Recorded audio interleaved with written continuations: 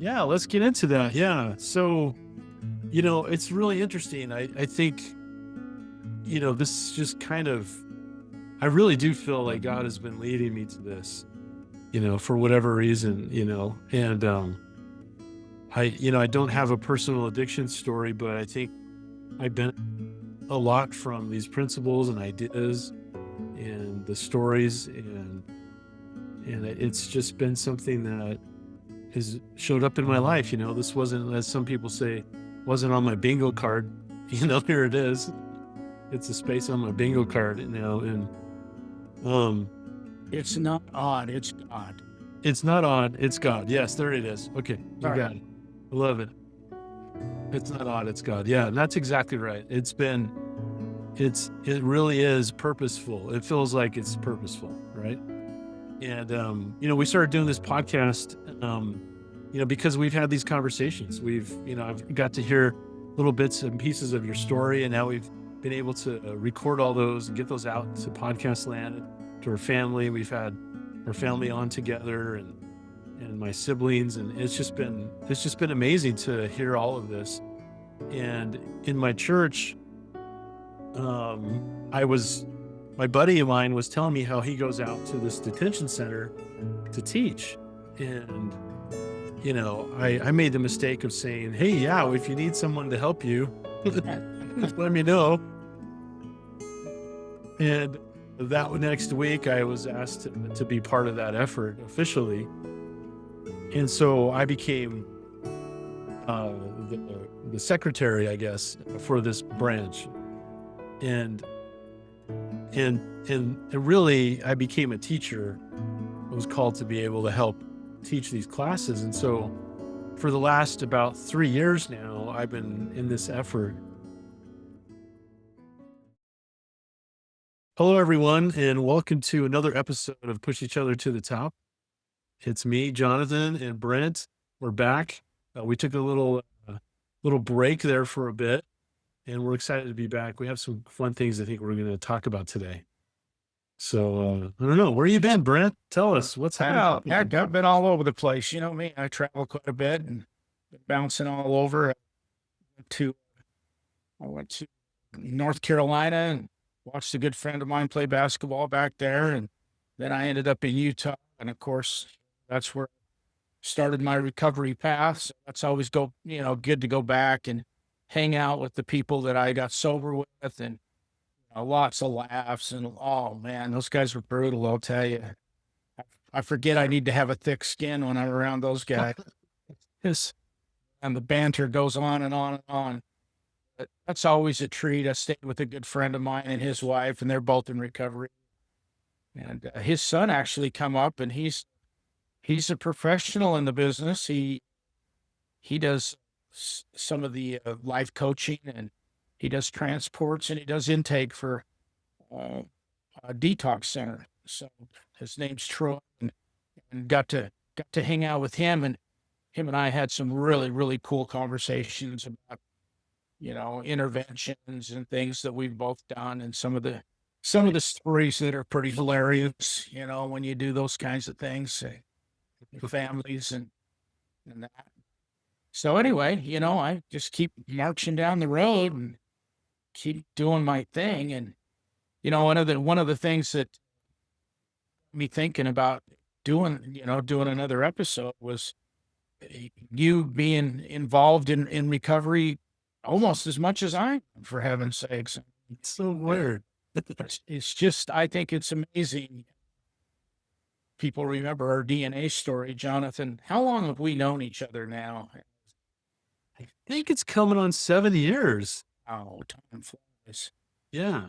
Jonathan and I met 7 years ago, and we've kind of gone down this path. And I'm just going to let Jonathan kind of talk about what he's been doing in recovery, and I just think it's way, way cool that we ended up on this same road. I mean, unplanned, just really, it's pretty strange anyway.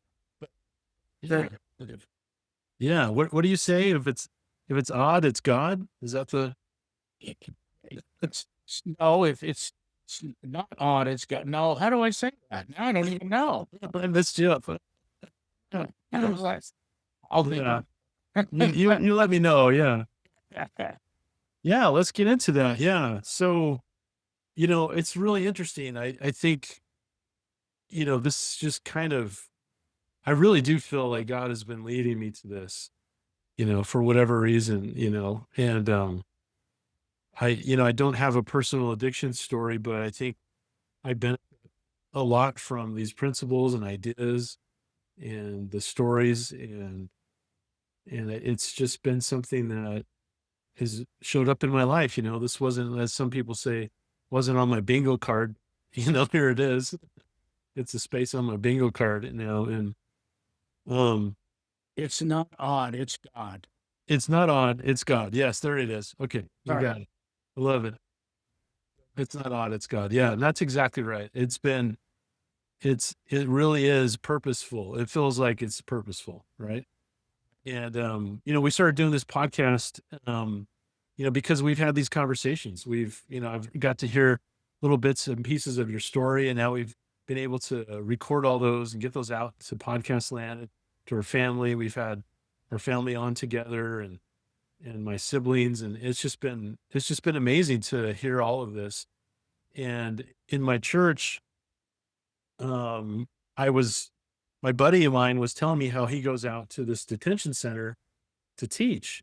And, I made the mistake of saying, "Hey, yeah, if you need someone to help you, let me know." And that next week, I was asked to be part of that effort officially. And so I became the secretary, I guess, for this branch. And and really, I became a teacher. I was called to be able to help teach these classes. And so for the last about 3 years now, I've been in this effort. And sometimes we'll teach, Bible study or something. And other times we've been trying to teach addiction recovery program. And and it was kind of rough because we never seemed to see the same people week over week. And it was just really wasn't working out too well. And the next year following, it was just a dry spell. We didn't teach one class at all, and it was not, but not great. Um, and then we got some new leadership. We got some new chaplains in the detention center, and all of a sudden the gates and the doors just swung wide open for us. And this year we were able to get through 12 steps. The program that I teach is based on the Alcoholics Anonymous. Um, and we did 12 weeks of all the lessons. We had a group of guys from anywhere from 15 to 22 show up every week. Oh, that's fabulous. Look, these guys don't have to come, right? Um, yeah, they're in detention center. Yeah, they're wearing those bright orange jumpsuits, but they could stay where they're at watching TV or reading books or doing whatever they do. But they've chosen to come and participate. And many of them ended up doing all the weeks of the lessons. So there was a lot of people that came back every week, the same people. Yeah, yeah. I think, and we get, because sometimes they get released or they go to a different unit, they get sentencing and they go to, a prison. So we never know exactly who's going to come, but we had about 5 guys that went through all, Wow, 12 weeks cool. and have had lots of different experiences. It's been so cool. And so that's been mostly this year. And yeah, it's just been amazing. It's been so fun. Yeah, I know. You did that on Thursday nights, and some of the Thursday nights you would call me up, and you'd be all pumped up and excited, and we'd talk about the stuff you were go talk about that night, and we had some really really good conversations about Jonathan and I when we talk, and it just seems like it spins off to all kinds of all kinds of spiritual stuff. We talk about life stuff. We talk about family. We just have some really, really good conversations. In fact, before we started this podcast, I was talking. I wish we would have recorded some of that stuff because it was it was really, really good. It's not God, it's God. Things like that we talked about. before you, how many hours of drive is that? It's like an hour and a half, 2 hour drive. A total time, yeah. So it's like 45 minutes, Oh, and okay. we get there. We spend about 2 hours at the facility. Everything takes some more time when you're there. You've got to check in. You got to be escorted to the different place that you're going to teach. Sometimes they're in the middle of dinner, and so they've got to wait forever. So it just takes time, and then you've got another 45-minute drive back home. So it's like 4.5 hours, right? Really, to Yeah. the whole thing. So I was just thinking of those doors slamming when you're in there. Those doors, I never, ever, ever forget that. When that door slams, it's like, oh man. I just kind of pucker, like, I hope I get to leave. that's exactly right. Yeah, I think the same thing every time. It's Yeah. interesting that first time I went, because they have us do training. All the volunteers go through a training by the people who run the facility. And they tell you about, hostage situations and what to do and what not to do. And you can't say this and you can't say that. And so they kind of get you scared, almost to go in.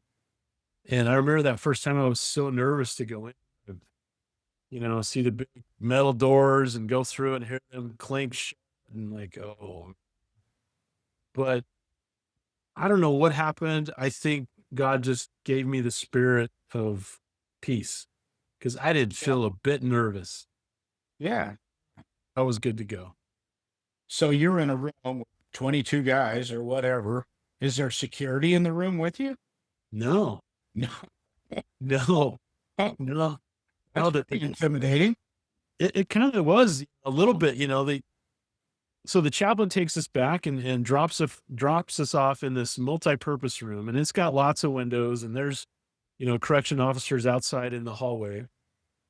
Um, and we set up all the chairs in a circle, and then all these guys start filing in, and we're saying hello and giving them knuckles and welcoming them in, and and that's it. Like it's our show. Here you go. And these Yeah. guys are tattooed up, like on their neck and their face and their arms just covered, and some of them look more friendly than others, so you get all types. Of course, it's just people, just regular people that happen to be Right. there. Right. Right.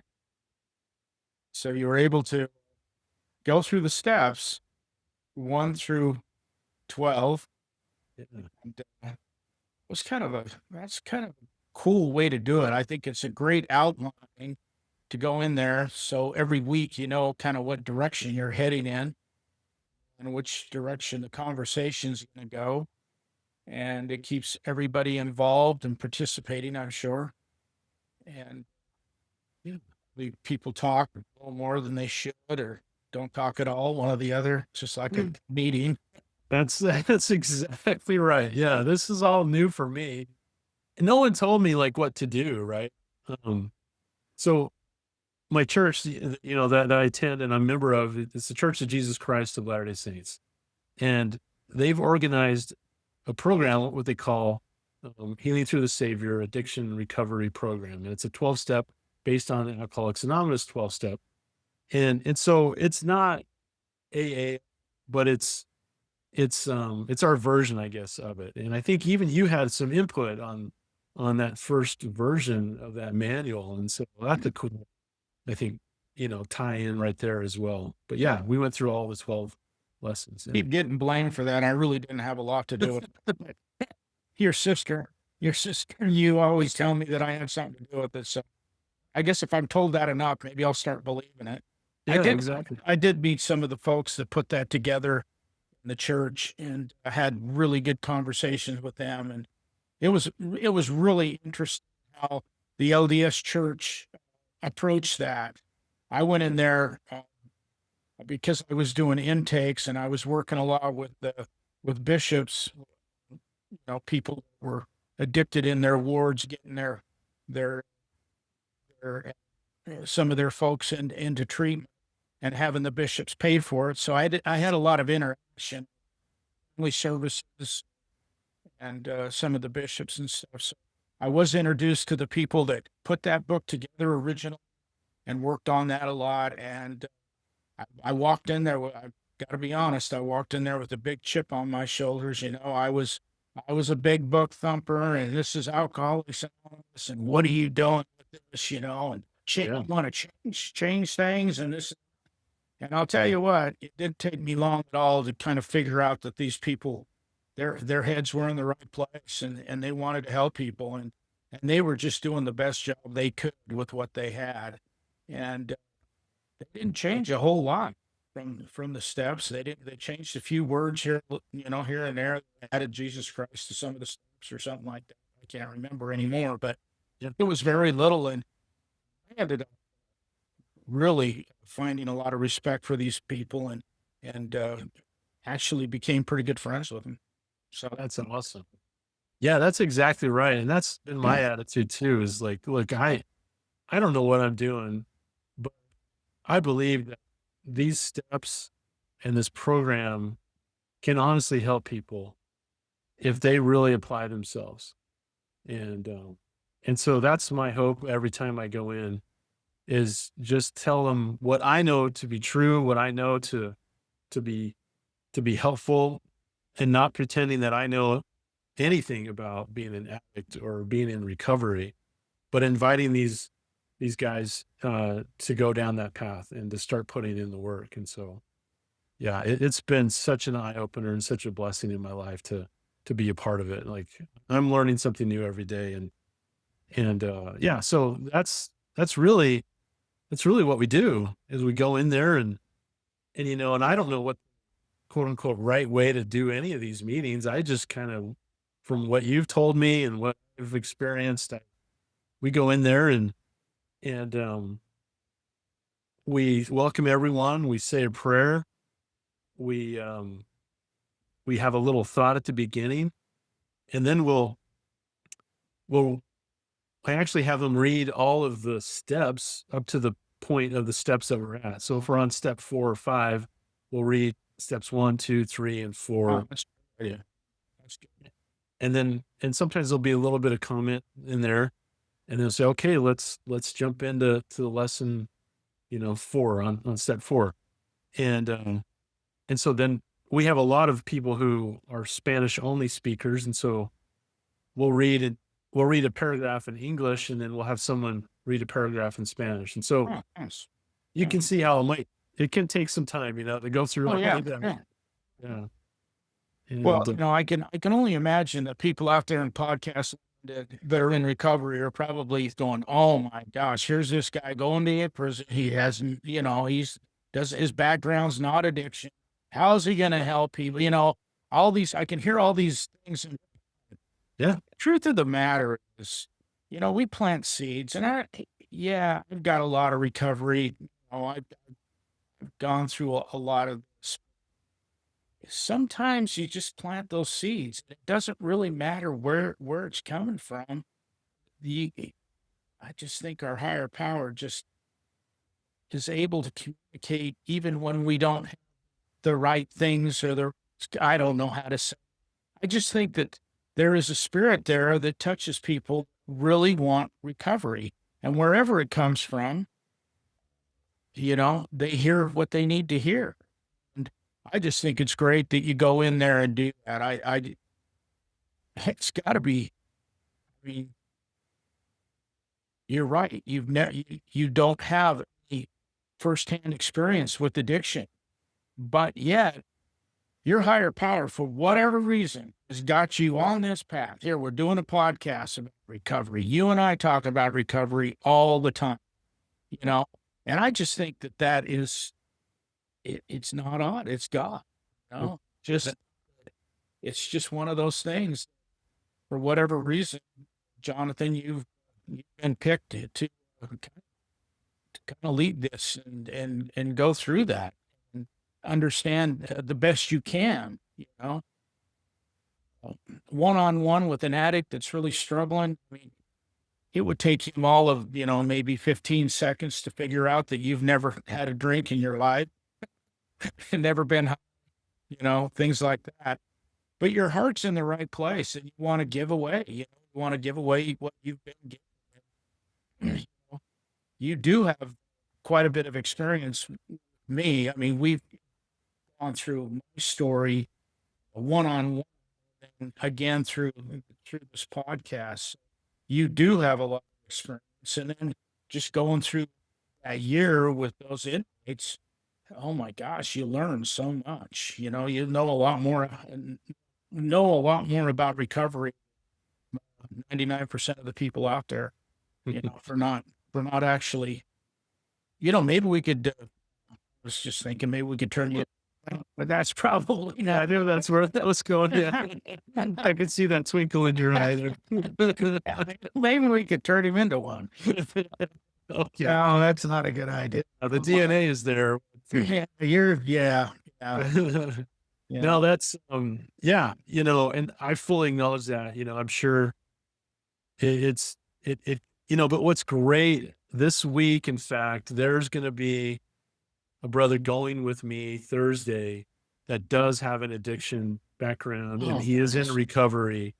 And I am so excited to Yeah. see his interaction with them.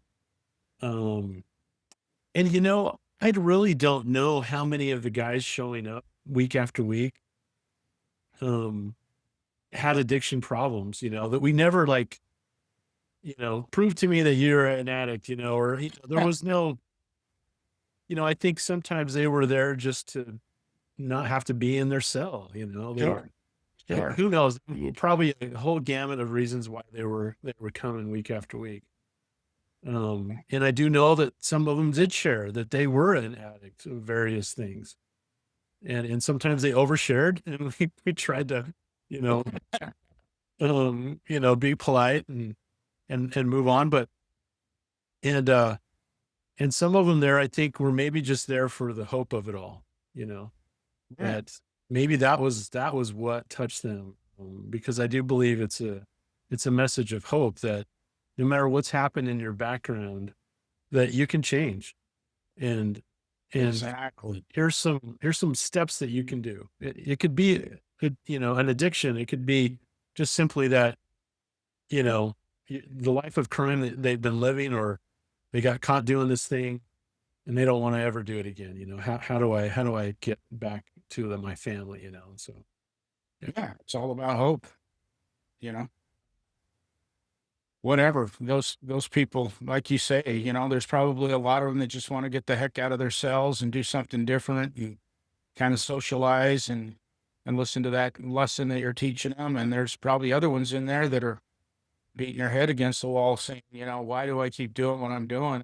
I want to get out from underneath this addiction issue. And where do I start? And by going through the steps and introducing them to the steps of Alcoholics Anonymous, that gives them a good place to start. And, I mean, one thing I know about addicts, when they, painted in a corner, when they shoved in a corner and they got nowhere to go, they usually come out swinging, and they get very creative. If they want to get well, there's nothing going to stand in their way of them getting well. There's nobody or anything that's going to stand in the way. And you give them a little bit of hope and they grab a hold of hope, and then they can take that and run with it. They're not stupid people. They're sick people. And, I just honor you for going in there and taking on the challenge. I mean, I can't imagine walking in there and not having a background on addiction and going and trying to teach people about addiction. I just think that's, wow. That's what an order. So Yeah. good job. And I know you get a lot out of it as well, right? I mean, it feeds your soul, I'm sure. And it's all about helping people. That's just the business I'm starting right now, and some things we're doing. And we've had a lot of talks about, how many people are out there suffering and how many people really truly need help. So that's, the business that I'm starting, Stephanie, my granddaughter, got a LLC started for me, and business license. She's been doing all the paperwork for me. Jonathan's been working on the website, and Path to Recovery coaching is is kind of what I've been wanting to do for I don't know how many years. Just trying to help, help people along that have a family member, a spouse, a son, daughter, whatever. Uh, there's so many people out there that they just get lost in what to do and how to help. They want to help their loved one and they don't know how to do it. And most of the stuff that they feel like they should do is absolutely wrong. You shouldn't do that. And so for me to help and coach and kind of give them some ideas of the path they should be on, I think is really valuable. Like I told you earlier, I'm not, I started an LLC and everything, but it's not about the money. I'm just going to leave the money up to the client. If they want to pay me, that's fine. If they don't want to pay me, that's fine. I'm not here to make a bunch of money. I'm here to be able to really truly help people. And so I think, I don't want to. I'm retired. I don't want to work too hard, and I certainly don't want a whole bunch of clients. I just want a few people that I can help and maybe share some of my experience, strength, and hope with them, and show them the way. So I'm excited about. You know, I've been doing some of that work with a couple of people already, and it's turned out really, really good. I've seen some things that, I didn't expect to see, some obstacles that came up. When you talk about addiction, it's just not always about addiction. There's always mental health issues, you know, Mm. and I'm no means, I'm not a doctor. I'm lost when it comes to mental health or, some of the drugs they put them on and some of the diagnosis that they give them. I know nothing about that stuff. Mm. I know addiction really, really well, and I feel like I'm an expert when it comes to addiction. But you throw in some of these other mental health issues, and it kind of frightens me. I'm giving them, I never give them advice. I tell them this is what I would do in your situation. You guys, one thing that I think is really, really important is when I'm helping or you're helping people is you don't tell them how to do it. You give them a path and then they have to decide whether they want to go on that path or not. Mhm. And it works.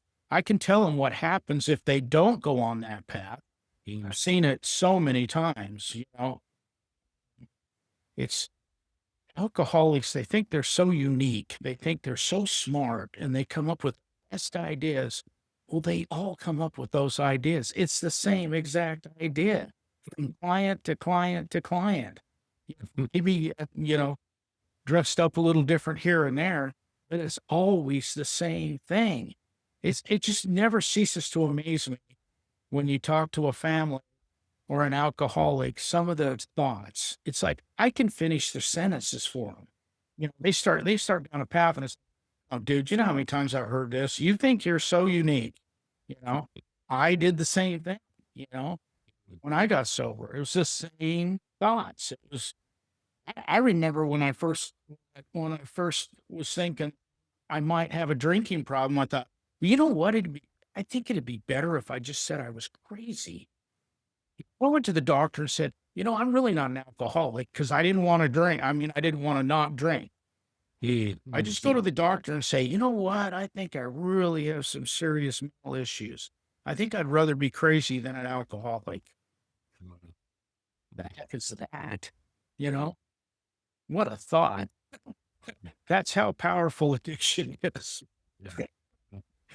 Just put me in a nut house. Just make sure it's stocked with booze. Make sure there's still some booze around. Oh my goodness. Yeah. Yeah. And like how would how does it start out? Like you kind of talked a little bit about you're helping some families right now. Like I would imagine someone's heard about your expertise and they get a hold of you. Right, right. What's that first? I would guess you're just trying to find out what the story is, right? Like what's the situation? Yeah, the situations usually come out. I get a phone call, usually from a mom or like I say, a spouse. I just helped a young lady with their husband. Husband was in treatment for a period of time and did really good for almost a year. Was going to meetings, got a sponsor, was doing all the right things, and going on a vacation. He ended up getting drunk in the middle of this vacation, and the wife had been going to Al-Anon, but not very often. She kind of, she should reach out every once in a while when things weren't going great.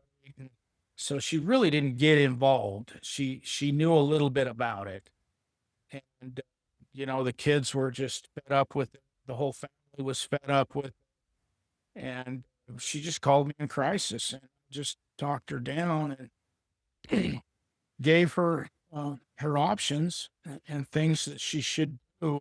I think what I would have done in her situation, what I know that works, and she did a great job. She jumped right on board. She didn't have any pushback. She got involved with Al-Anon right off the bat. This has been maybe 6 months ago now, and I haven't heard a lot of follow up from it. I did get one piece of information. Sounded like the marriage wasn't going very well, and it didn't sound like they were going to stay together. But her and the kids were the top priority. The kids and her had to get away from this abusive situation, and she was taking care of herself and doing all the right stuff as far as I'm concerned. So that worked out good. And then another one was a young man that the parents, his sister, were, you know, the thing is, you get somebody in your family that goes out. This kid just got his third DUI, 30 years old, third DUI. Well, that's prison time. That's a felony. And the state that they're from, it sounds like it's mandatory prison. I mean, it's like no ifs or ands or buts about it. You're going to prison. And so this family has done everything. And when I tell you everything, they have spent so much money, done everything in their power to take care of this situation. And one thing that I told him is, this this guy, he goes out, he does all these things, and the family pays the consequences for it. He goes out and breaks the car. Well, who pays for the car? Mom and dad pay for the car. So who's paying the consequences for him wrecking the car? Mom and dad's paying the consequences. He gets thrown in jail. Mom and dad come and bail him out, spend money on the bail. Who's paying the consequences? They're taking him to court. They're driving him. They're taking time off work. They're doing all this stuff, running him around, doing all these things for him. Doesn't have a driver's license. So how does he get to work? Well, guess what? So you got the whole family, and this is what kills me about addicts and alcoholics. You got this whole network family behind you, and they're running around like a bunch of chickens with their head cut off. And what does the alcoholic do? Does he thank them? Is appreciated that they're doing these things? No. They want more. And they're the reason he drinks anyway. They would do this, and this. He wouldn't drink. It's really sad to see. And I think if you give people an opportunity to kind of step out of the situation for and really take a look at what's going on. What are we doing here? Are we saving this kid because we're really helping him? Are we saving this kid because we're really helping ourselves? Helping ourselves to get away from the guilt and the shame and all the stuff that we feel because he's out here doing this stuff, So instead of letting him feel the consequences of behavior, and it's like I told him, it just kicks the can down the road. He doesn't take responsibility for anything. He has no consequences. The family's taking all the consequences, so he kicks that can down the road, and the family kicks it down the road. And then, 6 months later, and the thing is, Jonathan, when you're truly an alcoholic, and you cross that line and you your drinking becomes a serious problem. Alcoholism. It never gets better. It always gets worse. Mm. It's yeah, there might be brief, this is right out of the big book. There might be just brief recovery, things are going pretty good, but then there's always that next episode, which is a little worse. And then the next one, a little worse. He gets 2 DUIs and now he gets a third one. Well, this one he was driving 160 miles an hour, wrecked the car, you know, didn't get hurt, didn't hurt anybody. But That's for alcoholism is a progressive disease, so it's going to be worse next time. So what's next time going to be? right. He wipes out a family, Yes. just, and of course there's no easy solutions for the family, and there's no easy solutions for him. It's just like it's time to get real, and it's time to get honest, and you can't keep picking this kid up. You can't just keep enabling him to go on the way he's going on. You got to put an end to it. And sometimes that's really, really hard to tell the kid, no, no, I'm not going to do that for you anymore. No, I'm not going to. And then who's he get mad at? He gets mad at everybody because now they don't want to, because they've been helping all the time. So he gets used to, all that help. I watch a lot of movies, and maybe that's part of my problem. But I remember a movie I was just watching. It's the Tron Legacy. So the kid goes in, he makes it into the grid, he meets his dad, and he's trying to get his dad out of the Matrix. That's another movie. That's not the one.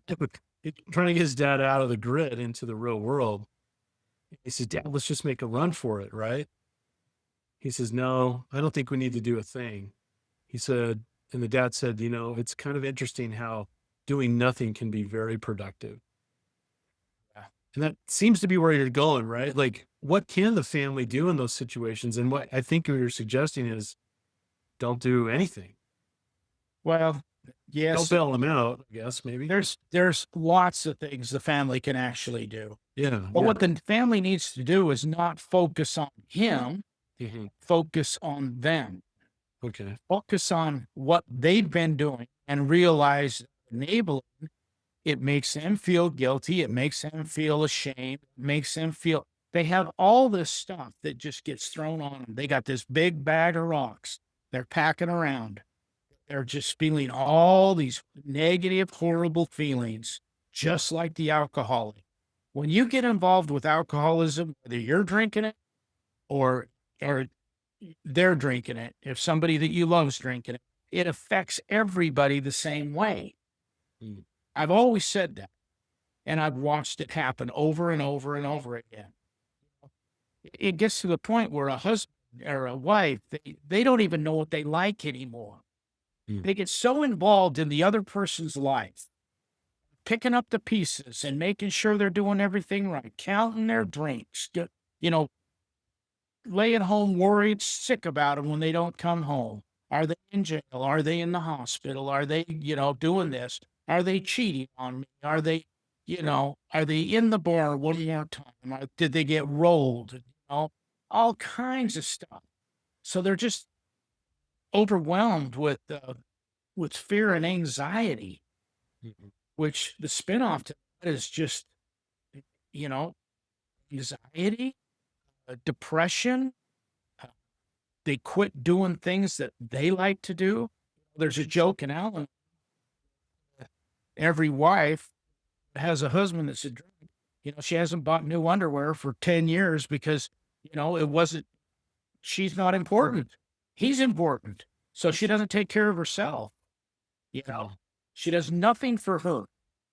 And that's one thing I told that girl that her husband went back out. I says, if you do nothing, I just want you to do one thing today for you.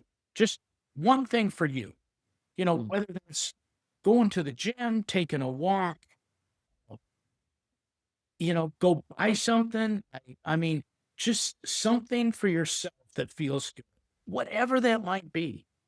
And when you tell people that, and it's just like her, she broke out in tears. She says, I don't remember the last time I did anything for myself. And that's the reality of it. Mm. So Al-Anon teaches people how to take care of themselves. So you really need to switch the focus.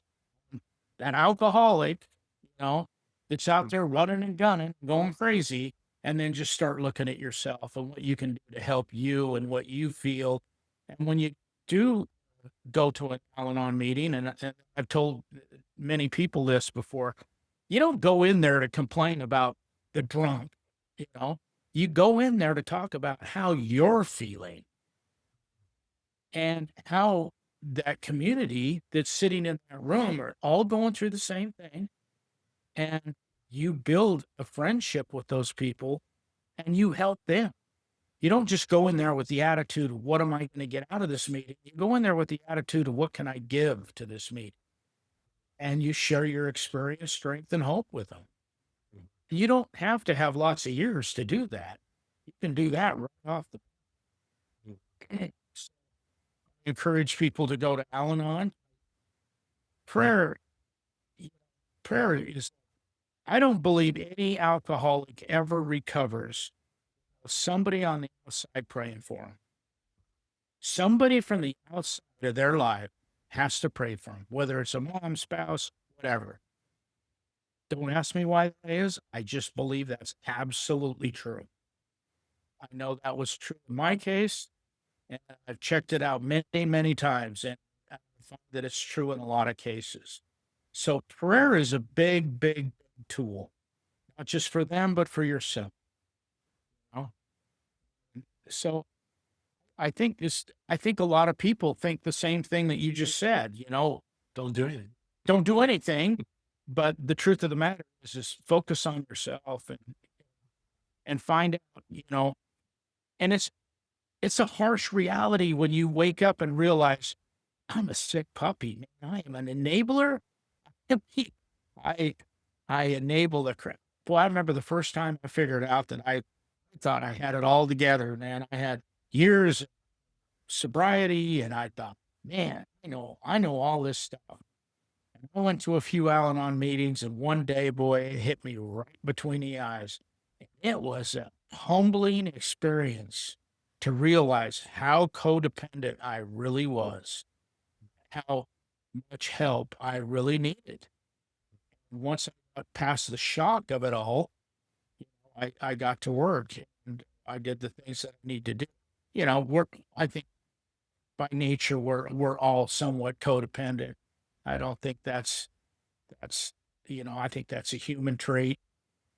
But man, it can get blown out of proportion just like alcoholism. You really, really, really got to keep your wits about yourself and and be open to learning new things and new way to handle stuff. But when you tell these families and you tell these people, don't bail them out of jail. Don't do it. Don't bail them out of jail. I wouldn't bail them out of jail. There's no way in heck I'd bail them out of jail. Well, Johnny's down there and, he's in a really bad place. Well, you didn't put him there. Johnny put him there. Well, you got to just let him pay the consequences. You got to quit paying the consequences for his behavior. So it's so counter to what, what anyone would think to do, right? It's so opposite. Like, okay, so-and-so is an addict and you want me to go to the gym? Like, that doesn't seem to line up, like what, I'm having a hard time making those things. I mean, what you said, of course, I believe I think it would just sound so foreign to people, right? Like, it does. No, so-and-so's in jail, the third DUI or whatever the situation is. And you want me to go to a spa and get my nails done? Like, what? Yeah, definitely. Yeah. Yes, please do. It's so crazy. It sounds crazy. It is crazy, especially when you've been doing just the opposite for a lot of years. So this is a huge transformation. Yeah. This is this does not happen overnight. This is something that's very difficult for the codependents. And what I tell everybody, and I tell this to everybody I work with, I say the same thing. There's no easy solutions. Mm. There are no easy ways out of this. I'm gonna give you suggestions that you're gonna think I'm absolutely nuts. Just like you said. When you say it, it sounds absolutely nuts. Yeah. You know, when Sure. I tell somebody that, it doesn't sound so crazy, but when I hear it coming back, I think, whoa, no wonder but they react the way they do. No, Yeah. it is. It's very difficult to hear. Nobody wants to hear that. You know, Yeah, because Johnny's in jail and you gotta go to the mall with your friends. yeah, we're going shopping today. Go shopping today or Yeah. go get a cup of coffee at Yeah. Starbucks. You Yeah, know, yeah, we're gonna go go hang out with some relax. friends. Yeah. Yeah, just don't worry about Johnny. Well, you're gonna worry Oh, about of course, yeah. yeah. Of course. Yeah, it's so counter because it's years and years and the mental path is set. Something bad happens, I take care of it. I get so and so out of trouble, and then I can relax a little bit. And then pretty soon, like you said, the can gets kicked, and then all of a sudden the can is right there again in front of you. And I do the same thing again. So that pattern just See what keeps you just happening. said. You know, you go down and you bail Johnny out of jail again. Okay. Mm. And you just said this, you feel Yeah. good for a little bit. Yeah, you feel like, oh, So, okay. so who are you doing this for? You to feel good a little bit, or for them to get Johnny out of jail and keep him from paying his consequences? You know, a lot of people think they're doing it for the person, but what they're really doing is they're doing it for themselves. It's a selfish act, really. Yeah. And it's hard to see that. It's hard to break down that denial. The reason I'm doing this is, and a lot of people, well, I love him. I love him. Well, you know, you're killing him. Yeah.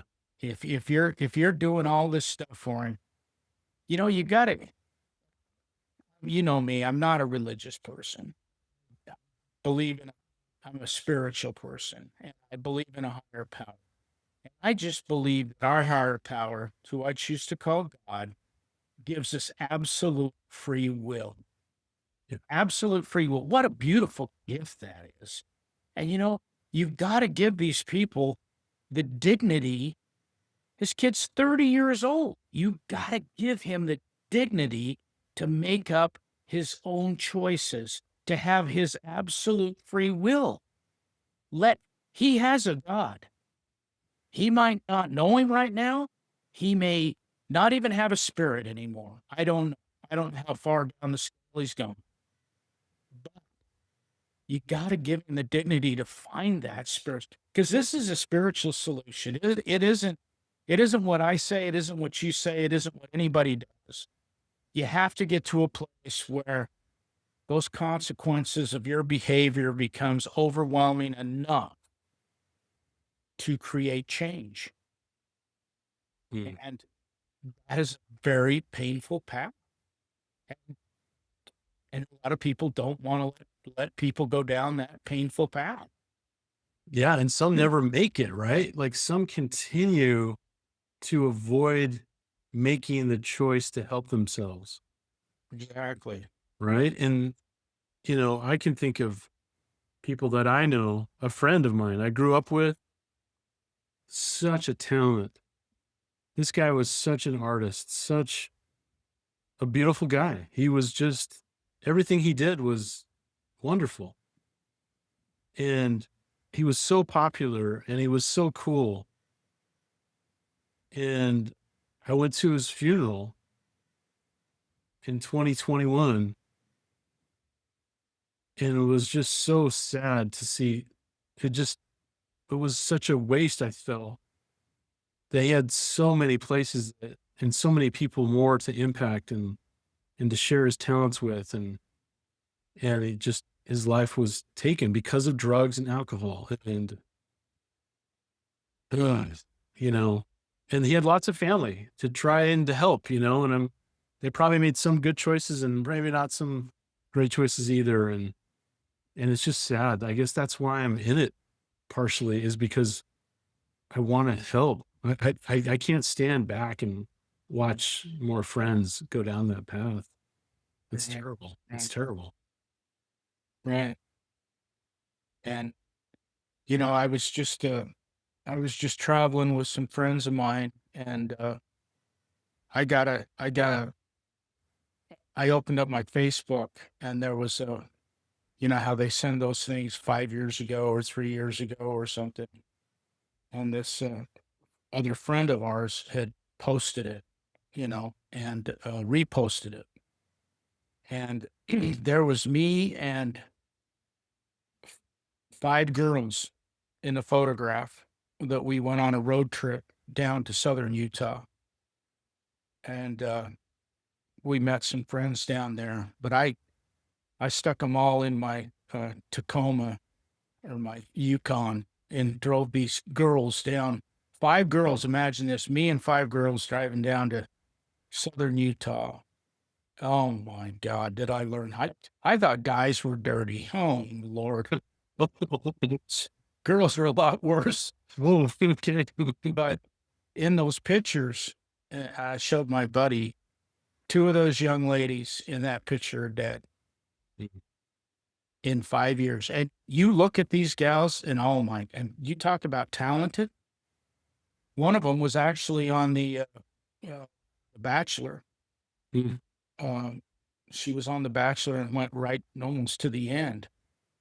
And the other one was she was she had her master's degree in finance and worked for, I don't know if it was Fidelity or one of these big firms, and handled large accounts, not just personal, accounts, but you know big batches of money and stuff from other corporations and businesses and stuff. She was pretty high in the company and dead, dead. Mm.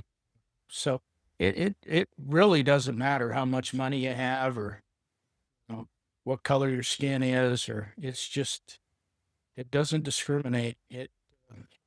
It'll grab you and take you down. And, that's one story. I've got 20 stories like that. You've heard my stories. So yeah, when you have somebody die from this disease, and as we sit here and talk, there's thousands of families right now out there suffering, and not just the addicts and the alcoholics. For every alcoholic, there's probably family members that are close to the situation that are suffering as well. Mhm. Nobody talks about them, you know. Everybody talks about the alcoholic and the drug addict. And Mhm. I'm kind of at a place where I'm kind of sick of them. You know, I want to help the people, the families that are suffering. Not that I wouldn't help a drunk, I would help anybody. But so that's why we started this, and hopefully it grows and turns into something where I just, you know, sitting here with 37 years, coming up on 38 years of continuous sobriety, working with people on a continuous basis. And, I just feel like I've got a lot of knowledge and some, I think I'm not stupid. I have a lot of common sense and I've got the ability to help people. So why would I not do it? Mhm. So that's kind of the basis behind all this. And then there's selfish reasons as well. I moved to Arizona. I'm just not and in Arizona like I was in Utah. In Utah, I was working and helping a lot of people out there. I was sponsoring guys and working with them on a regular basis. In Arizona, for whatever reason, I just haven't been able to get into that clique and help people. So between the podcast and doing this business, there's selfish reasons as well. I want to stay involved. I do not want to drink. And in the big book of Alcoholics Anonymous, it says if you don't give it away, you can't keep it. I, I have never found one line, one sentence in that book that lied. One. If it says it in that book, boy, I believe it to the core. Because not only have I read that book, I've lived a lot of it. You know, I've lived a lot of those experiences and a lot of that stuff in there. So I know that book well and I know the program well. I just think it's dumb to have all this knowledge and experience without giving it away. So Mhm. excited. I'm excited to do that and help people. I don't know. Every time I think about it, Jonathan, I just get this big smile on my face, how involved you are in addiction. It's, it's, it's so weird that our paths just came together like that. You know, Yeah. you know, you called to help people in addiction, and your dear old dad is a drunk, you know, in recovery, and I don't know, I get a kick out. Oh yeah. Well, the guys that show up, they know about you. I tell stories because I don't have any stories. Like, what am I gonna say? Let me tell you a story, So, Dad. yeah, exactly. So I tell them one of your stories. You know, that come to mind, and, and I tell them, I said, "Man, you think I'm intense because I get a little intense in there because I believe. Yeah, I believe in my Savior. He has the power to heal, and uh, and He comes knocking on our door, and we get to choose. Just like you said, we have free will to open yeah. that door or not, you know, and to take that step or not. And I said, "Man, you think I'm intense? You wait till I get my dad in here, and then he'll show you what intense I'll be sitting in the corner scared to death. is." Yeah, but it really is awesome. I love it. I love to be in this work with you.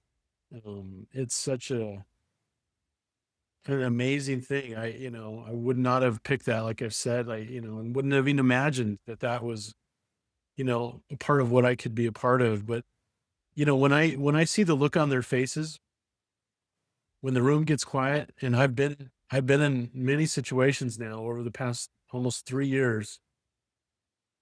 And when we're talking about recovery, we're talking about their family, we're talking about God, we're talking about hope and forgiveness and redemption. And I look over and I see three guys with tattoos all over, and they're all crying. That's not me. That's not me. That's right. God is interacting with their hearts and their minds, and I don't know what He's telling them, but He's telling them something that's impacting them. And these are people want hope, and and I believe that my God has called me to go into the prisons and help release those captives, even if it's in a spiritual sense, to get them in a place where they can have hope again. And that's why I do it. So it's super amazing.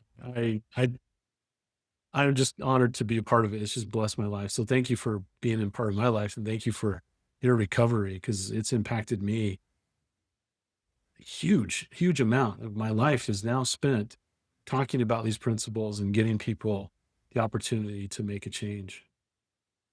Yeah, well, who would have ever thought that, some little Mormon boy in Arizona, and his dad, he didn't know he had, end up in this place. You just look at our experience alone when you talked about God, Mhm. how this all happened and where we're at today and the conversations we have. And the beautiful thing about it, and not to brag or anything like that, is we just we just want to help people. And you have the same passion that I have, and I just think I think it's just really, really cool and important. And you know, we have family members that suffer. We have, and your siblings are amazing people, and I have a great relationship with all of them, and it's all because I got sober. And if I hadn't have got sober, you and I wouldn't be sitting here. I know that for sure.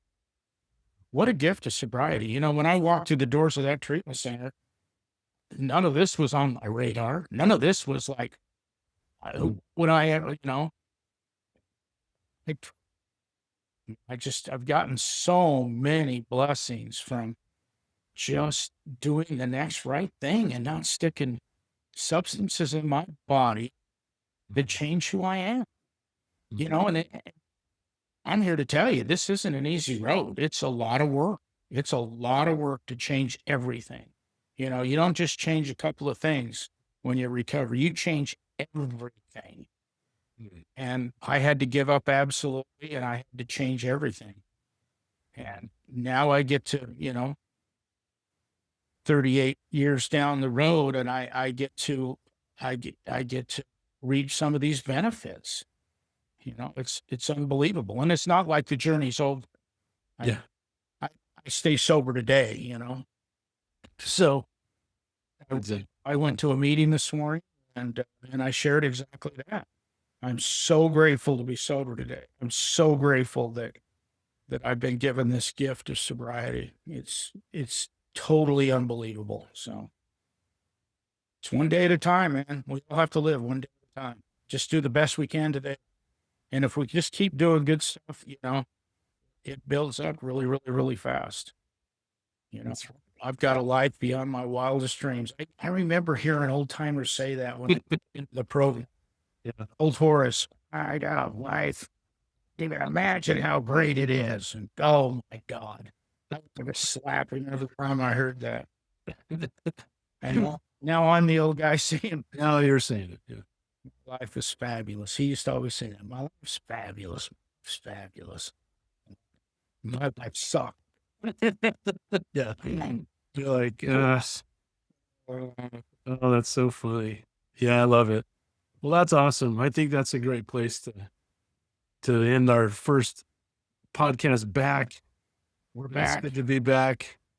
Yeah. And more stories to come, more experiences, more help. I mean, like you said, this is why we do it. We just really both want to help as many as we can. And This is how we reach out. So that's it. Yeah. hope you enjoy the podcast, and we'll keep these conversations going. And if there's somebody out there, Jonathan will leave maybe an email or a way to get a hold of us. So if you do have any questions or any thoughts or want us to talk about a certain topic or anything like that, please reach out to us, because we'd love to hear from you and get some feedback and see how this thing's going on. I guess we're getting some hits, huh? Even it's been a while since we've done this, and I think we're getting more hits now than we did when we were doing. I don't know what's happening to people's algorithms, but somehow we're getting on there. And yeah, we're getting downloads of our podcast week over week still. And, it's a few dozen or whatever, but I'll take it. It's good. This is good content. This is good people looking for help. So, yeah, we'll see you on the next one. And yeah, watch for more to come. See you next time. See y'all. Bye.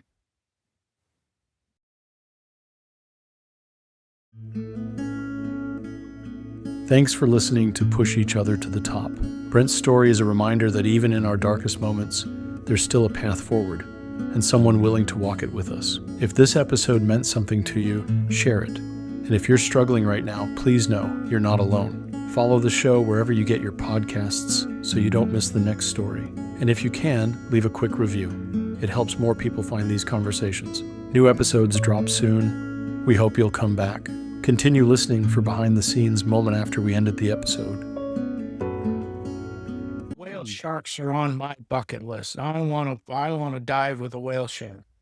Yeah, She said that there's still quite a few of them in June. So I'm going to go down and talk to the dive shop, and she says that you got about a 10 to 15% chance of seeing one on your first try. But she says if you go multiple times, you'll run into one. wow. That would be so cool. Yeah, that would be just awesome. I think I saw one in Thailand one time. Yeah. I saw it was just right out at the edge of my vision, and I saw just a really big fish swim by, and it had great black dots on it. But I couldn't see any of the fins, anything. I just saw the side of it and just these black dots. And I don't know of anything else unless Yeah, it was that's probably it. grouper. I've never seen a grouper that big before. So Yeah. it was probably a whale shark, but I didn't get to see it. And It's funny because we dove with about 60 people and nobody else saw. So Oh, dang. I think if it was a whale shark, somebody else would have seen it. I don't know what I saw. I saw some. We were diving on a shipwreck, and not a ship, but it was a boat wreck. Oh, well. I was on one end of the boat, and then it swam by the other end of the boat. So Wow. That sounds cool. yeah. Do you do a lot of snorkeling when you're there? Or scuba diving? And I haven't the last couple of years. Well, that's not true. I think I went last year, but the year before I went. Yeah, Okay. went twice that time. Because one time I went, coral was absolutely beautiful. That's what I love about scuba diving in Thailand is the coral is just unbelievable. I mean, Yes. just all kinds of different kinds of coral, and they're big and just awesome. You know, in Hawaii and stuff, you don't see that. Oh. So, and then the second time I went, all the coral was dead. Oh, no. The water temperature stayed too warm for like 2 days. It turned everything bleach white, all the no. bleach white. Oh, And the dang. dive master said it would take about 7 years for it to come back. Gee whiz. So That's crazy. I haven't been back out on that dive. That was one of my favorite dives. It was an underwater national park for Thailand. You can't touch anything. The fish are all protected. And so there's just huge schools of fish. Yeah, they somehow know that you can't cut. Oh yeah. They read proclamations and things. They know. Yeah. They Same- know. Same with the deer and the elk. Yeah, Like in yeah, Utah. dude. You know right where you're not supposed Yeah. to go. Yep. Deer and ducks too. Ducks are all over the city and the golf courses and stuff. And you go out in the swamps and ducks. They- Keeping up on the recent laws and stuff. Yeah. So, They can't shoot us in the city. So that's hey, right.